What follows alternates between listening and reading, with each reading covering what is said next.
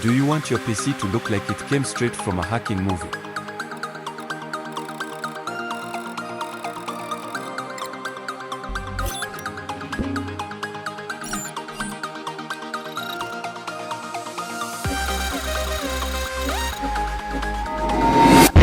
FBI, open up!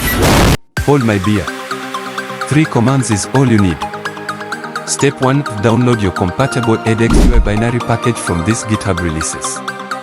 Step 2. Open your terminal and move to the folder where the file is downloaded, like CD downloads. Then give the file the permission to execute with chmod plus x filename. The last and final step, type in /edxui linux x86_64 app image and boot. You are now a hacker man.